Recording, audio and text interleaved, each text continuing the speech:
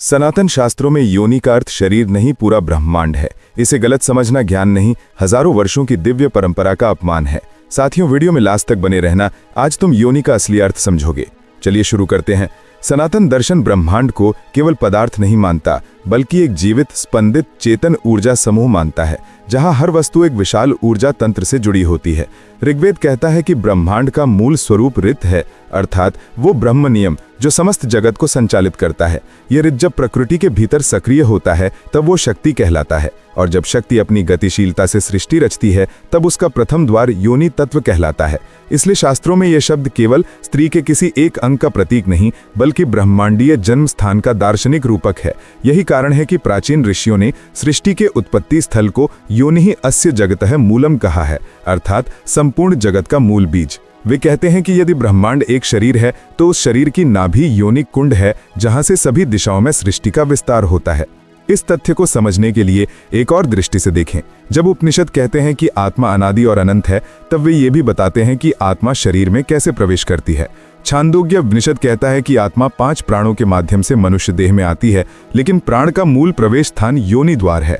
यहाँ फिर से इसका अर्थ शरीर के किसी अंग से नहीं, बल्कि ऊर्जा कुंड से है, जहाँ आत्मा पहली बार धारणा ग्रहण करती है। इसलिए गर्भ को उपनिषद योनि आशय कहते हैं, और उसके भीतर आत्मा के प्रवेश को प्राण संस्थापन। ये संपूर्ण प्रक्रिया किसी भौतिक यौन क्रिया का वर्णन नहीं, बल्कि जीवात्मा की यात्रा का सबसे गहन आध्यात्मिक विज्ञान है। आइए अब तंत्र के महान ग्रंथ कौल ज्ञान निर्णय की ओर चलते हैं। ये ग्रंथ कहता है कि योनि ब्रह्मांड की ज्योति का मूल आसन है। इसका अर्थ है कि शक्ति का प्रकाश सबसे पहले इसी केंद्र में प्रकट होता है। यही कारण है कि इसे कुंड कहा गया। कुंड अर्थात वो स्थान जहां ऊर्जा जमा होकर ऊर्ध्वगामी होती है। ये ऊर्जा इतनी प्रबल है कि तांत्रिक परंपराओं में कहा गया है कि यदि कोई साधक इस केंद्र को नियंत्रित कर ले तो उसे अपनी इंद्रियों, मन, कर्म और भाग्य तक पर अधिकार मिल सकता है। परंतु ये साधना अत्यंत कठिन है, और इसके लिए शरीर, इंद्रियां, मन, बुद्धि और चित्त की पूर्ण शुद्धि आवश्यक है। कौलाचार इसलिए पुण्य मार्ग कहा गया, क्योंकि इसमें शक्ति को सम्मान से, पूर्ण पवित्रता से और अत्यंत श्रद्धा से समझना होता है। अब बात करते हैं शिव शक्ति के संवाद की, जो महानिर्वाण तंत्र और रुद्र यामल में विस्तृत रूप से वर्णित है। वहां शिव माता से कहते हैं, तव योनिः ब्रह्मांडस्य हृदयम, अर्थात तुम्हारी योनि ब्रह्मांड का हृदय है। यहाँ हृदय का अर्थ प्रेम वाला नहीं, यहाँ हृदय का अर्थ है सभी दिशाओं में ऊर्जा भेजने वाला केंद्र। जैसा मानव शरीर में हृदय रक्त प्रवाह को संचालित करता है, शक्ति की योनि ब्रह्मांडीय ऊर्जा को जन्म देती है, उसे स्थिर करती है और फिर उसे विभिन्न रूपों में प्रसारित करती है। इसी कारण त्रिपुरा रहस्य में कहा गया है कि त्रिकोण योनि शक्ति का गुप्त ज्यामिति स्वरूप है। त्रिकोण ऊपर उठती ऊर्जा, स्थिर होती ऊर्जा और प्रसारित ऊर्जा, इन तीनों का संगम है। इसीलिए श्री चक्र के मध्य में त्रिकोण को सर्वोच्च स्थान दिया गया है। अब पुराणों की ओर देखें। देवी भागवत बार बार ये कहता है कि जगत वास्तविक रूप से शक्ति का ही विस्तार है। ब्रह्मा सृष्टि रचते हैं, विष्णु पालन करते हैं और शिव संहार करते हैं, बट तीनों कार्यों को शक्ति ही प्रकट करती है। शिव पुराण में तो स्पष्टतः उल्लेख है कि जब शक्ति शिव से अलग हुई तब शिव शरीर रूप में थे, परंतु चेतनाहीन। यही शिवः शक्त्या रहितः शवः सिद्धांत है, जो बताता है कि ऊर्जा के बिना चेतना निरर्थक है और चेतना के बिना ऊर्जा अराजक। इसलिए तंत्र कहता है कि योनि शक्ति के उद्गम का रूपक, सृष्टि, चेतना और मोक्ष तीनों की आधारशिला है। अब योग दर्शन की गहराई में उतरते हैं। पतंजलि योग सूत्रों में योनि तत्व का प्रत्यक्ष उल्लेख नहीं, परंतु मूलाधार, स्वादिष्ठान और प्राण के प्रवाह को विस्तार से बताया गया है।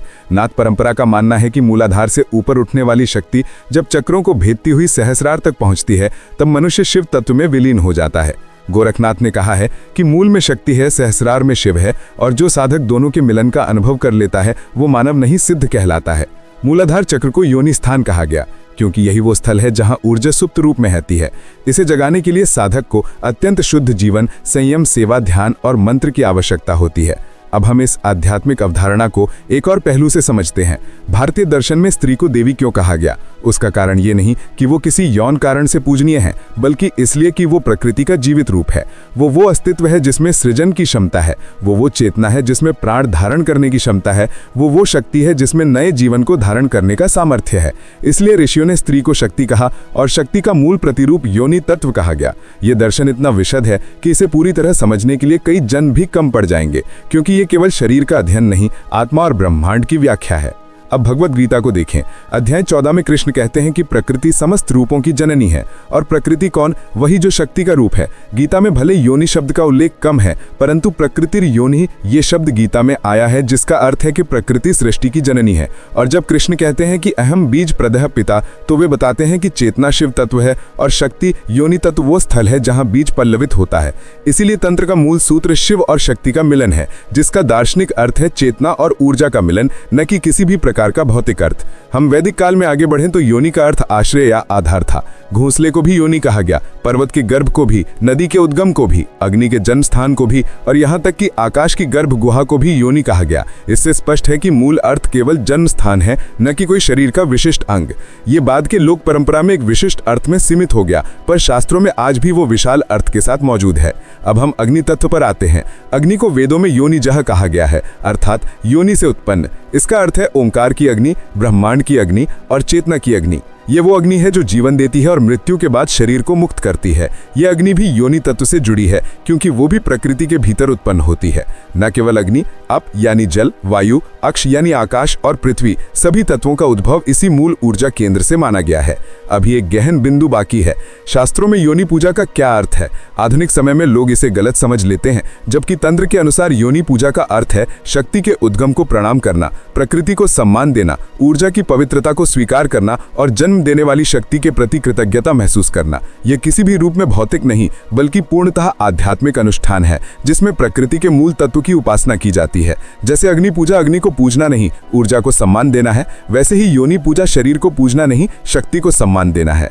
इस सबसे हमें एक ही बात समझ आती है कि योनि का अर्थ केवल सेक्स ऑर्गन कहना केवल अज्ञान ही नहीं, बल्कि हजारों वर्षों के दार्शनिक, धार्मिक, तांत्रिक, वेदांत आधारित और ब्रह्मांडीय ज्ञान का अपमान है। ये शब्द ब्रह्मांड के केंद्र का प्रतीक है, आत्मा की यात्रा का द्वार है, शक्ति का सिंहासन है, योग का आधार है, तंत्र का हृदय है और उपनिषदों के अनुसार ये वो स्थल है जहां चेतना अनंत से सीमित और फिर से अनंत में विलीन होती है। जो मनुष्य इसे केवल शारीरिक अर्थ में देखता है, वो केवल सतह पर रहता है। जो इसे ऊर्जा के रूप में समझता है, वो गहराई में उतरता है, लेकिन जो इसे शिव शक्ति के मिलन के रूप में समझ लेता है, वो ब्रह्म ज्ञान के मार्ग पर चल पड़ता है। आशा करता हूँ इस जानकारी से आपका दिल खुश हो गया होगा। जाते जाते वीडियो को लाइक कर देना और कहानी सुनो स्टोरी ट्रेलर चैनल को सब्सक्राइब कर लेना। मिलते हैं नेक्स्ट वीडियो में, तब तक के लिए बाय, धन्यवाद।